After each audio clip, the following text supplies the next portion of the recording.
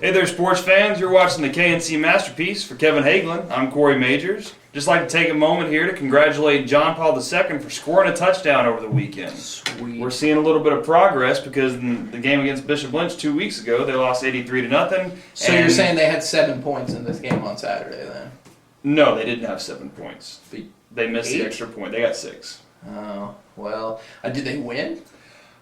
No, they didn't win. They didn't win either. Was it okay? But that's all right. You give a moral victory of a defensive struggle, 10-6, 14-6, something like that. Like they're a little progress because they didn't lose 83-0. They just lost by a little less. So 76-6, little. That's progress. It's 4 points. It's 7 points less than the last loss. So that's wrong, but that's okay. 40, 87, 13 points. All right, and they play Gainesville State this weekend, which is the only legitimate team they beat last year. Homeschoolers do not count, okay? So good for them. But Corey, what I really want to talk about is, football wrap-up, that's great. Halloween just wrapped up, so I want to talk about something else. I want to talk about wizards. Do you believe in wizards? I used to believe in wizards. Used to? Yes. Do you believe in gay wizards? I'm not sure we can talk about in this video, Kevin. But maybe we should, because I don't understand why we haven't addressed this yet. Do you read the Harry Potter books? I've never read a Harry Potter book, but I have seen all the movies. Okay, well, spoiler alert, Dumbledore is gay. And here's my problem with that, all right? If you want to be a gay wizard, that's cool, and I'm fine with that. I'm an open person, and I'm accepting of everyone's lifestyle. But, she didn't put that in any of these books. And I've seen some of these books. I've never actually opened it and read it. But the size of these books, you could kill a young child with the size. It's this thick. Remember the manual I wrote about how to stop the option? It's the size of that. How come she didn't mention that? It was and Dumbledore went off with his companion, Steve. How come that's not in any of those books? And it's all done and then she brings it up. You know what? That's all I have to say about anything. I wasn't at any of the football games, so you do this yourself. I'm done. Gay wizards. Come on! Not really sure where we went on that note, but Lake Highlands did suffer a loss this weekend to Allen. That's not very surprising considering Allen's undefeated all the way through the season right now. Bertner got a win over Surprise Richardson, another set of Eagles, but they couldn't accomplish anything anyway.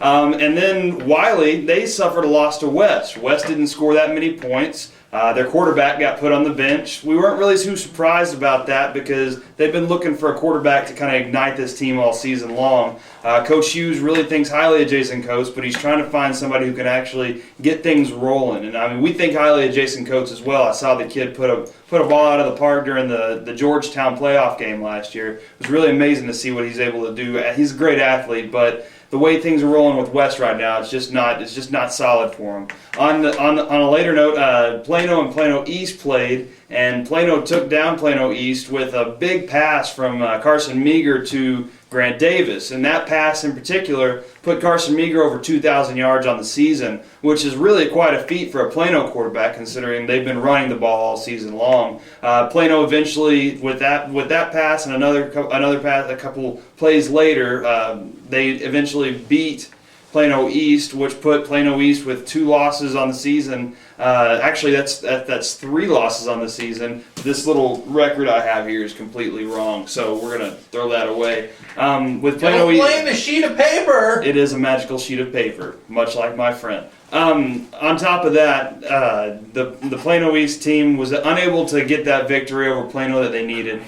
Allen really needed to get a victory. Needs a victory over East to keep East from getting into the playoffs and to win a district championship. Otherwise, they might tie Plano for the district championship. Kevin was at a volleyball game over the weekend, and he's looking to see a volleyball game tonight, which is going to be very impressive. I'm going to bring Kevin back, even though he threatened to quit. We're going to bring him back so he can. Hey, Kevin, how's everything going? We got a big volleyball game tonight. Threatened to quit. You did. You threw paper, and that just usually means I quit.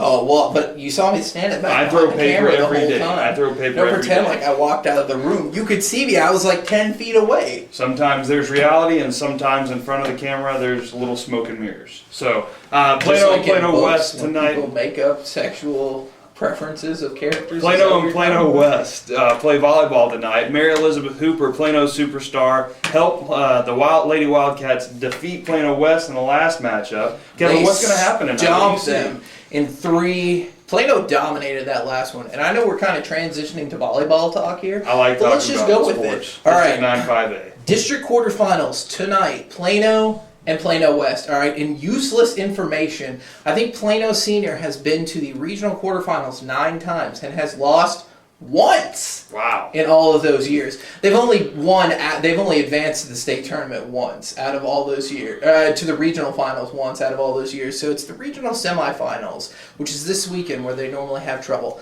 That being said, I think they're going to lose for the second time. I like Plano West. I like Plano West in 4. I know Plano dominated them in that last one, but you just look, there's more talent on the Plano West team than there is on Plano's team. Not a shot at the Lady Wildcats because I think they play better as a team, but if you just look at flat-out talent, athleticism, height, whatever, intangible factors you want to use, it's Plano West. I like Plano West in 4. It should be a tremendous atmosphere. What do you say about the job that Coach Crone's done for these Lady Wildcats this season, though? Well, I mean, it's very simple. Did they make the playoffs last year? No, they did not. So now not only did they make the playoffs this year in arguably, just like in football, toughest district in the state, if not the toughest, definitely one of the toughest. And I think that point's proven when you see Allen, Lake Highland, Plano West, and Plano are all in this round right now. There's only 32 teams left competing for a state title in volleyball. 4 of them are from District 9-5A. And that's only because that's the maximum amount you can have. If you brought in some more teams, I'm sure that they would make a push for it too.